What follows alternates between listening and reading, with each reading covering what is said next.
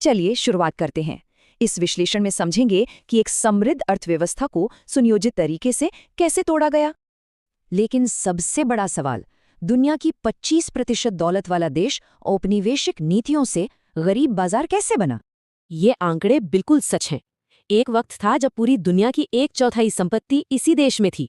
ये सब शुरू हुआ विदेशी व्यापारियों के शासक बनने से। 1757 का धोखा और नए टैक्स अधिकार। मुर्शिदाबाद की दौलत देखकर रॉबर्ट क्लाइव हैरान था। उसने लिखा, यहाँ इतनी संपत्ति है कि लंदन भी छोटा लगे। शुरुआती लूट का पैमाना सोचिए। सोने चांदी से लदी 100 नावें एक बार में नदियों के रास्ते बाहर भेजी गईं।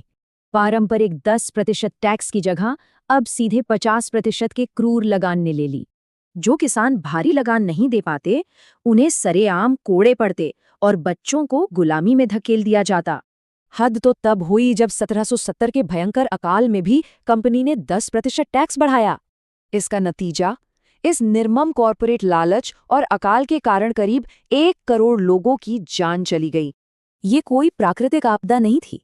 इतिहासकार इसे सीधे तौर पर मुनाफे का एक मानव निर्मित नरसंहार मानते हैं। कृषि को तबाह करने के बाद शुरू हुआ दूसरा चरण, मशहूर भारतीय कपड़ा उद्योग का एकदम सुनियोजित विनाश। ढाका की मलमल इतनी लाजवाब थी कि 6 गज कपड़ा एक अंगूठी से निकल जाए। ये बड़ा खतरा था। इसे रोकने के लिए भारतीय निर्यात पर 80% टैक्स थोपा गया, जबकि ब्रिटिश आयात एकदम टैक्स फ्री रहा। प्रतिस्पर्धा को बेरहमी से कुचला गया। पारंपरिक करघे तोड़े गए और कुशल बुनकरों के अंगूठे तक काट दिए गए। फिर चक्र बदला। यहां से सस्ता कपास मैनचेस्टर जाता और तैयार कपड़ा वापस 10 गुना कीमत पर बिकता। इन नीतियों का दर्दनाक सच ये था कि सूती बुनकरों की हड्डियां मैदानों को सफेद कर रही थीं।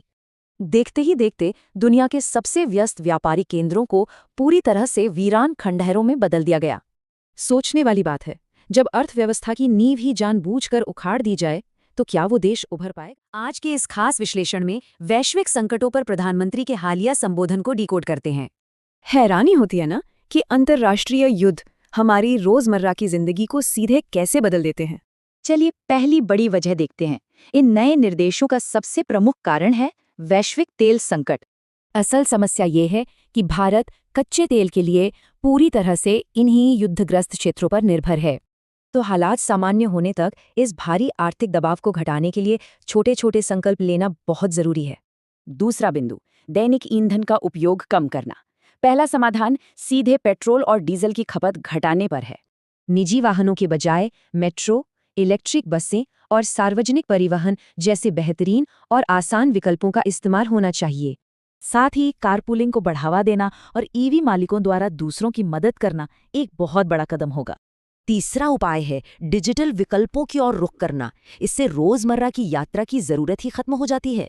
यानी पारंपरिक ऑफिस या स्कूल जाने के बजाय work from home, virtual meetings और ऑनलाइन क्लासेस को प्राथमिकता देना। चौथा है खाद्य तेल और सोना। विदेशी मुद्रा बचाने के लिए इन दोनों की खपत घटाना भी बेहद जरूरी है। खाद्य तेल कम करने के दोहरे फायदे हैं। इससे बहुमूल्य विदेशी मुद्रा बचेगी और जाहिर है स्वास्थ्य भी सुधरेगा। इसके अलावा एक काफी दिलचस्प अपील है कि कुछ समय के लिए सोने की खरीद पर रोक लगा दें। तर्क स्पष्ट है, सोना कोई जीवन रक्षक नहीं है और इसका आयात हमारी बेशकीमती विदेशी मुद्रा खर्च करवाता है। पांचवा बिंदु है स्थानीय भारतीय उत्पादों को बढ़ावा देना। यह अपील घरेलू निर्माण और खपत को तेज करने पर थी। मुख्य लक्ष्य है विदेशी सामान की जगह वोकल फॉर लोकल अपनाकर स्थानीय उत्पादों के उपयोग को जन आंदोलन बनाना। मकसद साफ है, गांवों और शहरों के उन स्थानीय उद्यमियों को सशक्त बनाना जो बेहतरीन स्वदेशी चीजें बनाते हैं। तो अंत में एक बड़ा सवाल, क्या हमारे ये छोटे घरेलू बदलाव वाकई में अंतर्राष्ट्रीय आर्थिक अस्थिरता को हरा पाएंगे?